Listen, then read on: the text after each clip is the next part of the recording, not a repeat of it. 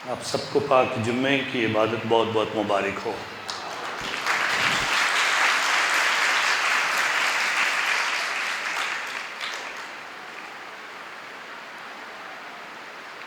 کل سے ہم نے 3 روزہ عبادات کا آغاز کیا ہے،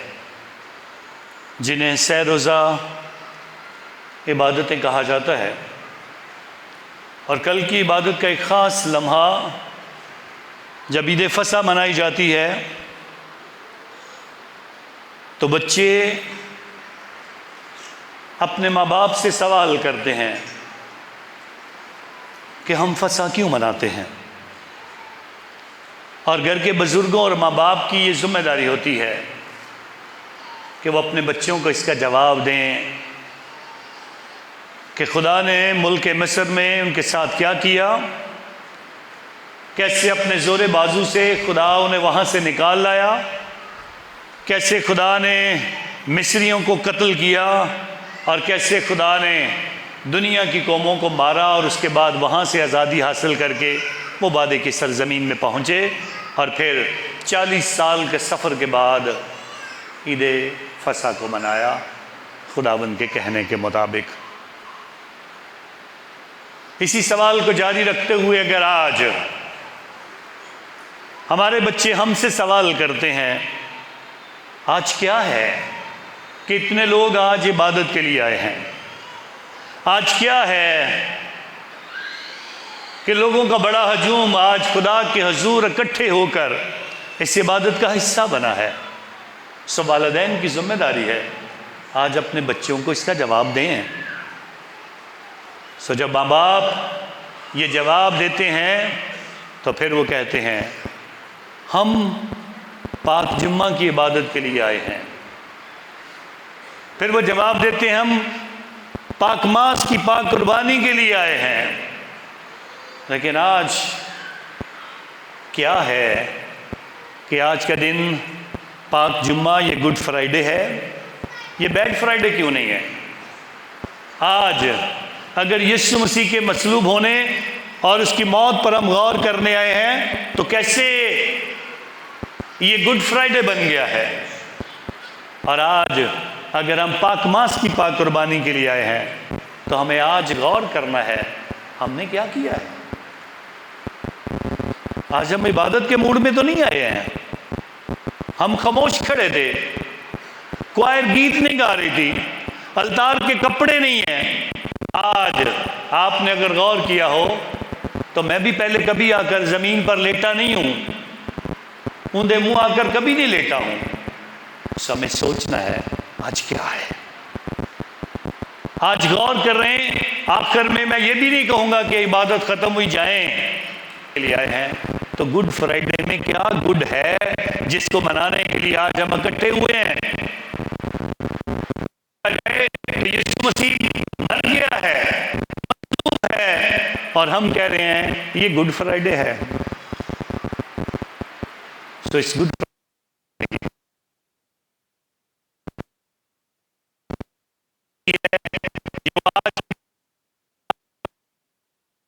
داستان ہمارے سامنے پیش کی گئی ہے۔ پیار اور محبت کی کہانیاں ہم نے بڑی سنی ہیں، وہ چاہے پاکستانی معاشرے کے کردار ہیر رانجھا کے ہوں، ہم سوچتے ہیں ان کے پیار کی کہانی ہے، چاہے رومیو اور جولیٹ کی انگلش لٹریچر میں بات ہو تو ہم اس کو پیار اور محبت کی کہانی کہتے ہیں اور سمجھتے ہیں وہ بڑی مثال ہے۔ لیکن یسوع مسیح کی اس پیار اور محبت کی کہانی کس طرح کی ہے جو وہ اپنے لوگوں کے لیے رکھتا ہے؟ سو اس بات کو ہمیں سمجھنا ہے۔ رومیو اور جولیٹ کی کہانی شیکسپیئر نے ایجاد کی، ہیر اور رانجھا کی کہانی وارث شاہ نے اپنی داستان کے حساب سے مشہور کیا،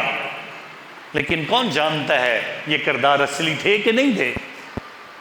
لیکن آج اگر مسیح کی محبت کی داستان اور مسیح کے پیار کی کہانی سننی ہے تو وہی ہم نے آج کلام سے سنی ہے۔ یہ داستان سچی ہے، یہ کہانی جھوٹی جھوٹی نہیں ہے، یہ کہانی آج سے 2000 سال پہلے ہوئی، لیکن آج بھی ہم اس محبت کو ویسے کا ویسے ہی دیکھتے ہیں، کیونکہ اس میں خدا کی محبت ہم دیکھتے ہیں۔ یہ کہانی نہیں ہے، یہ داستان نہیں ہے، بلکہ یہ ایک حقیقت ہے جس کو ہم سیلیبریٹ کرتے ہیں۔ اسی لیے 2025 سال گزرنے کے باوجود ہم محسوس کرتے ہیں آج ہمیں اس محبت کی کہانی کو اور اس محبت کی داستان کو، اس حقیقت کو یاد کرنے کے لیے خدا کے گھر آنا ہے۔ آج ہمیں اپنے بچوں کو سکھانا ہے کہ یہ گڈ فرائیڈے اس لیے ہے کیونکہ اگر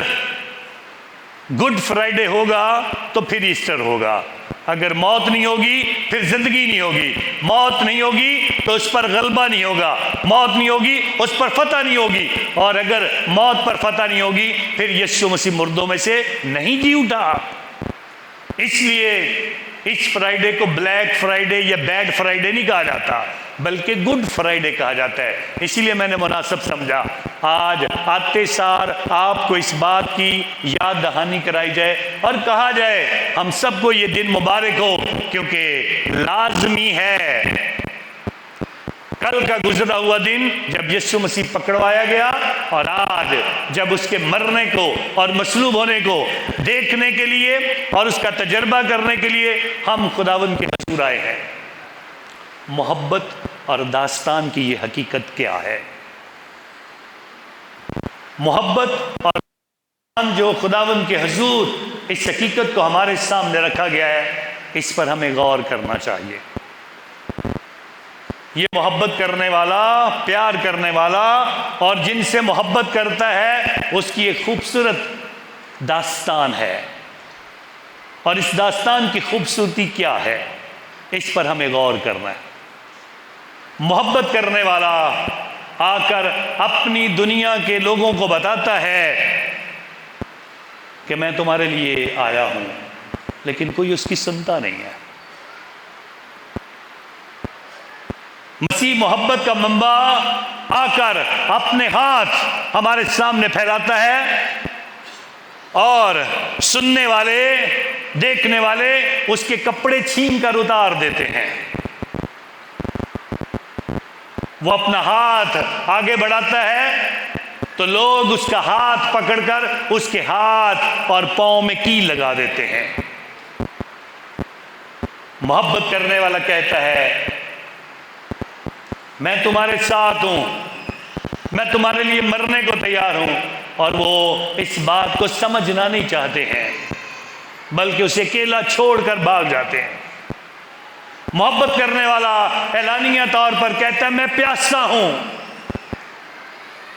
تو اس کی پیاس بجھانے کی بجائے اسے سرکہ پیش کیا جاتا ہے۔ داستان، حقیقت یہ ہے جو کچھ وہ ہم سے چاہ رہا تھا، جو کچھ وہ ہم سے کہہ رہا تھا، جو کچھ وہ ہم سے بیان کر رہا تھا، ہم نے اس کو سننے کی کوشش نہیں کی ہے، بلکہ ہم نے ہر وہ کام الٹا کیا۔ ہم نے ہر وہ کام جو اس نے ہمیں ہماری زندگی کی بہتری کے لیے سکھایا، ہم نے اس سے الٹا کرنے کی کوشش کی، لیکن اس سے اس کی محبت میں فرق نہیں آیا، اس سے اس کی محبت میں فرق نہیں آیا، بلکہ اس نے جب یہ دیکھا کہ میں مصلوب ہوں تو صلیب پر مصلوب ہو کر کہا اے باپ انہیں معاف کر، کیونکہ یہ نہیں جانتے کہ یہ کیا کرتے ہیں۔ ہم جتنے بھی گناہگار ہیں،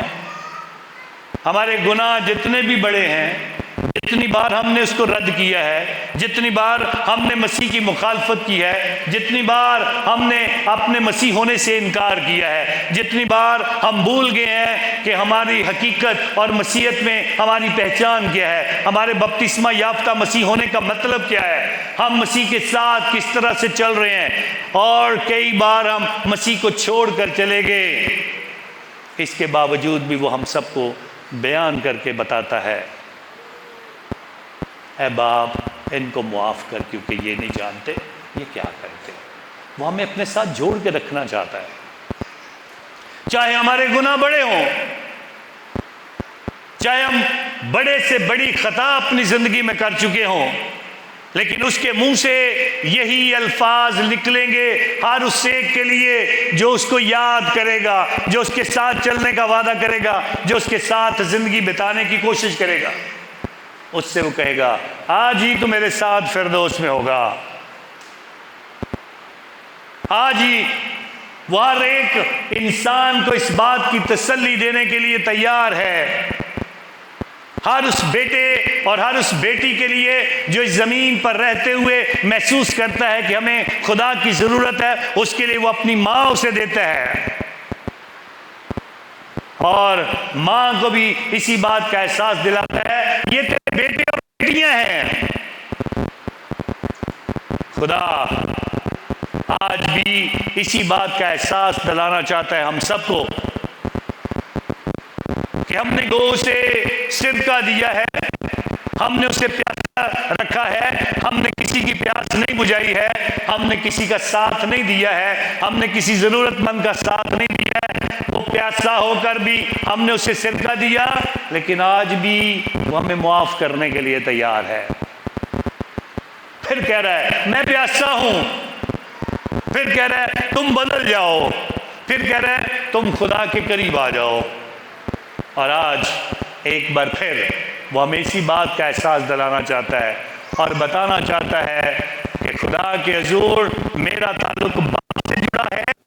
اور باپ کو بتاتا ہے اے باپ میں اپنی روح تیرے ہاتھوں میں سونپتا ہوں۔ اس محبت اور حقیقت کی داستان اس وقت میں کاملیت کو پہنچتی ہے کیونکہ وہ ہم گناہگاروں کی خاطر مرتا ہے اور اپنی روح اپنے باپ کے سپرد کرتا ہے، اس سے کوئی چھینتا نہیں ہے، اس سے کوئی اپنی مرضی سے لے نہیں سکتا ہے، اس پر کوئی اپنے ہاتھ بڑھا کر اس کو نیچا نہیں دکھا سکتا ہے، بلکہ اس نے بار بار باپ 31ویں آیت، نامہ باپ 31ویں آیت، 10ویں باپ کی 32ویں آیت سے لے کر 34ویں آیت تک بار بار اعلان کیا ضرور ہے کہ ابن انسان غیر قوموں کے حوالے کیا جائے اور وہ اسے گرفتار کریں گے اور وہ اس کو قتل کریں گے اور وہ تیسرے دن مردوں میں سے جی اٹھے گا۔ یہ زندگی میری ہے، کوئی مجھ سے چھین نہیں سکتا ہے، لیکن اگر ہو سکے تو یہ پیالہ مجھ سے ٹل جائے، پھر بھی میری نہیں بلکہ تیری مرضی پوری ہو۔ یہ پیار اور محبت کی یہ داستان حقیقی داستان اسی لیے ہے،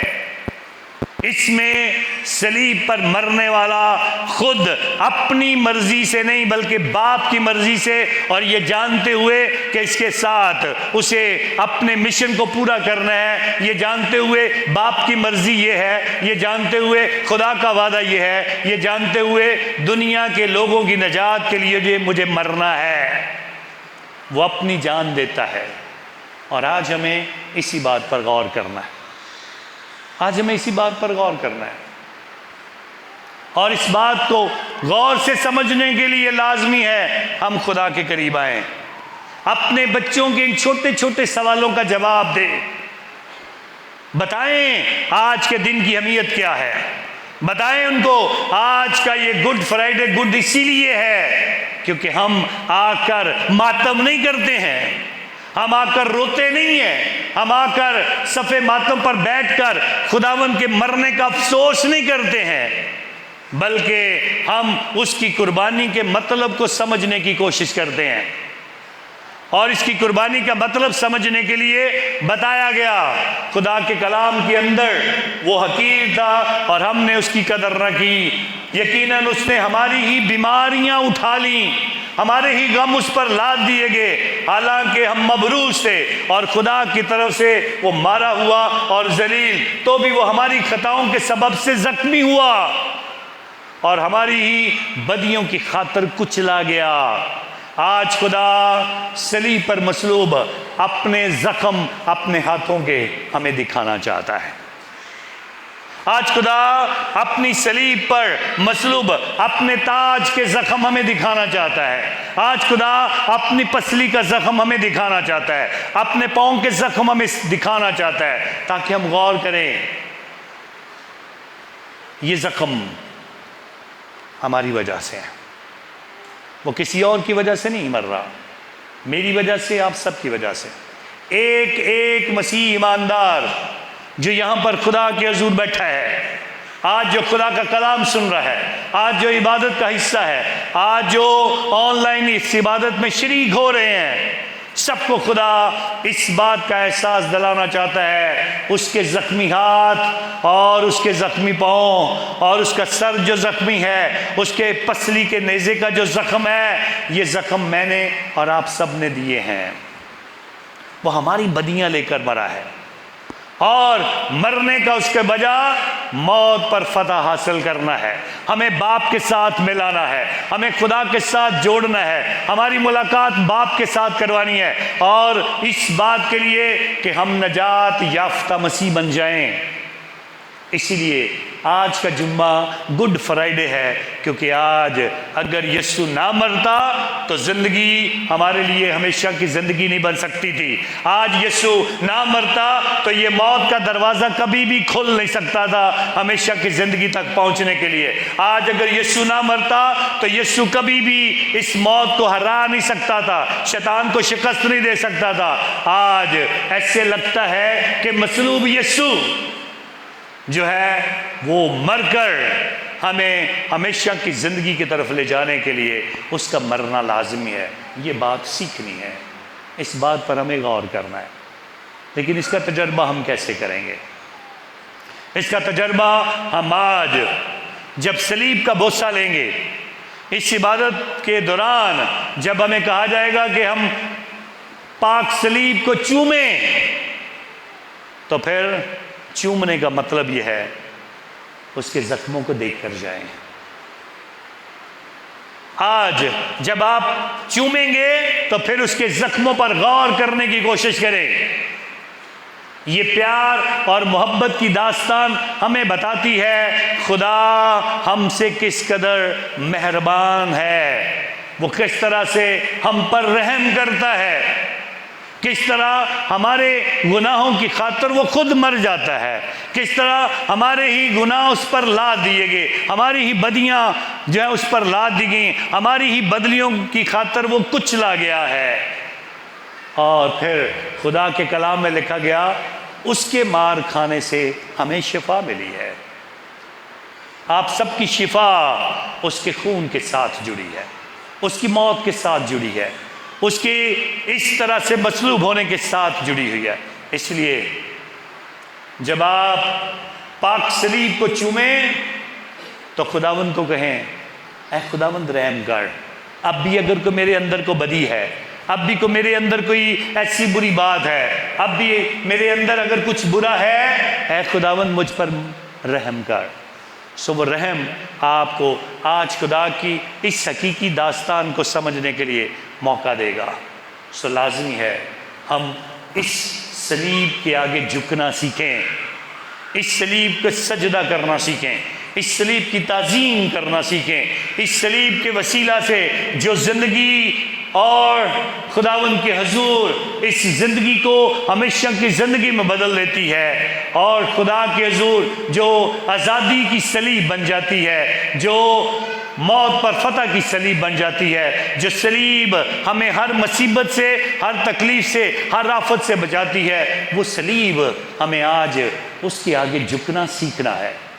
اس کی تعظیم کرنا سیکھنا ہے. اور جب ہم اس بات پر غور کر پائیں گے تب ہمیں برکت ملے گی, تب ہم خدا کے قریب ہو کر خدا کے خاص لوگ بن جائیں گے. تو اس لیے آج آپ سارے خدا کے وہ پاک اور مبارک لوگ ہیں جو خدا کے حضور اس عبادت میں شریک ہو کر یسوع مسیح سے برکت پانے کے لیے اکٹھے ہوتے ہیں. سو خدا کرے آپ کے روزے, آپ کی ریاضت, آپ کے نیک اعمال, آپ کی دعائیں اور آپ کی عبادتیں جن میں آپ شریک ہوئے ہیں, اور آج اور کل کا دن بھی خداوند کے حضور برکتیں پانے کے لیے اسی طرح خداوند میں محو رہیں, خداوند میں جڑے رہیں اور روحانی برکات کے ساتھ خداوند میں بڑھتے جائیں۔ خدا آپ سب کو برکت دے، مسیح یسوع کے وسیلہ سے۔